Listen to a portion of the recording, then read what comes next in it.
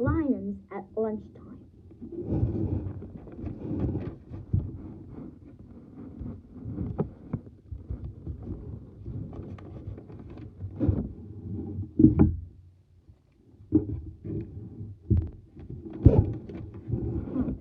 Before lunch, jumpy, jump. Lions at lunchtime. Before lunch, Jack and Annie were talking much from a grocery store. Jack's pack was heavy. It held a big jar of peanut butter and a loaf of bread. Are you going to have a peanut butter and jelly sandwich? Or a peanut butter and honey sandwich? Jack started to answer, but stopped. Oh, damn, he whispered. What is it? Look at that. He pointed to the edge of the blackberry woods. In the shadows stood a small, delicate animal. It looked like a tiny deer. It's a sign, whispered Annie. Remember when we found the rabbit? He was a sign of the wild west. The deer went quickly into the woods. Jack and Annie didn't stop to think. They followed as fast as they could. Jack's heavy pack thumped against his back as he ran. Finally, they stopped and looked around. Where did she go? He said. I don't see her, Annie. Oh, wow, said Annie. She pointed up. There was a magic treehouse. It was shining in the moonlight at the top of the tallest tree in the woods. And the roof ladder waved in the shadows below. There's Morgan, said Annie. Morgan wasn't waving at them from the window. She wasn't even at the window. I don't know. Let's go up, said Jack. They climbed the ladder and went into the treehouse. Sunlight streamed through the window. It lit a stack of books and two scrolls in the corner. The ancient scrolls held the answers to riddles Jack and Annie had solved earlier. Jack took off his heavy pack. Did Morgan leave us the third riddle? said Annie. Looking for someone? said a soft voice. Jack and Annie whirled around. Morgan, said Annie. One had appeared out of nowhere. She looked ancient and lovely in the bright light. Do you still want to become Master Librarian? She asked Jack and Annie. So you can help me in my work? Yes, they said together. Wonderful, Morgan said. Then she reached into her robe and pulled out a scroll. You've solved 2 riddles so far, she said. Here's your third. She handed the scroll to Annie. Right? And for your research, she pulled a book out from her robe and handed it to Jack. The book's cover said, The Plains of Africa, said Jack. Oh man, I've always wanted to go there. He opened the book, and he and Annie stared at a picture. It showed hordes of zebras, tall giraffes, big animals with horns, and tiny deer-like creatures.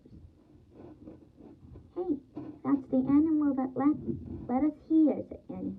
A Thompson's gazelle, I believe. One said, where are the lions? said Jack. Go find out, said Morgan. Maybe we need to plan this trip, said Jack. Morgan smiled. No, go ahead. Make your wish. Annie pointed at the picture. I wish we could go there. She said, be careful, said Morgan. Just keep an eye out. For what? said Jack. The lions, of course, she said. Wait, said Jack. Too late. The wind had started to blow. The treehouse had started to spin. Jack squeezed his eyes shut. The treehouse spun faster and faster. Then everything was still, absolutely still. Jump, beast, jump! Bright light flooded the treehouse again. A rustling sound came from outside the window.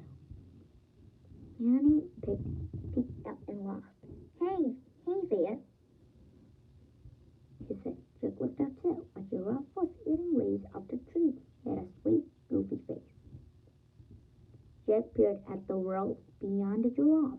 He couldn't believe his eyes. He saw a huge grassy plain, a white river, and tons of birds and animals.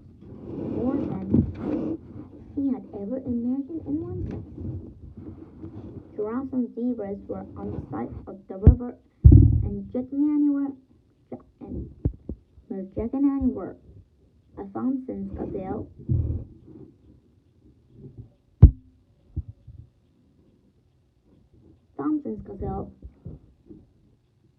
and the big horned animal were on the other side.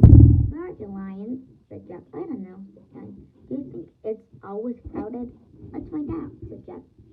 He picked up an advocate and looked at the picture of the animals. He read aloud. Every year, in late spring, thousands of zebras and gazelles and millions of wildebeest migrate from the dry plains of Tanzania to Kenya. What's migrate mean? And Jack pushed his glasses into place. It means they go to some place after for part of the year, like birds going south for the winter.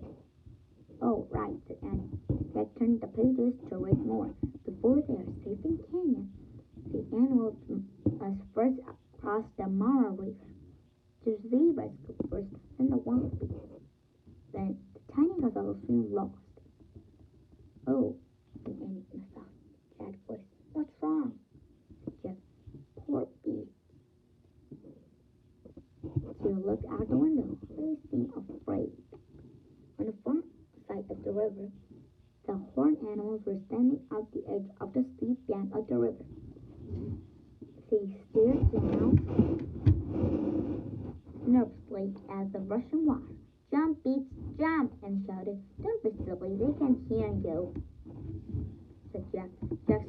He studied the broad plain. I wonder where the lions are. He said, I don't know, but I have to go. Said Annie. Go where? Said Jack. To the river to help them, she said. Help who? Said Jack. Those wild beasts on the other side, said Annie. I have to help them migrate. Are you not? Said Jack. And he handed Jack the scroll and started out of the treehouse. Wait a second, said Jack.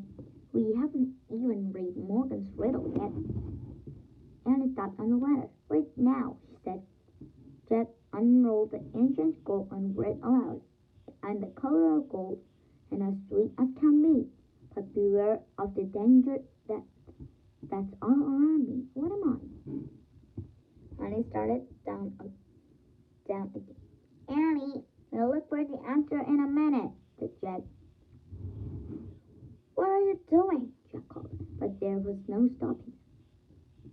Jack watched as he hopped off the ladder. Then she walked them through the tall grass between the zebras and giraffes. I don't believe her, he said to himself. He quickly put the alphabet into his pouch. He stared down the last ladder. When he stepped onto the ground, he looked around carefully. The giraffes were eating tree leaves. The zebras were crossing in the grass. Tons of birds flapped overhead. This is okay, he thought. He just had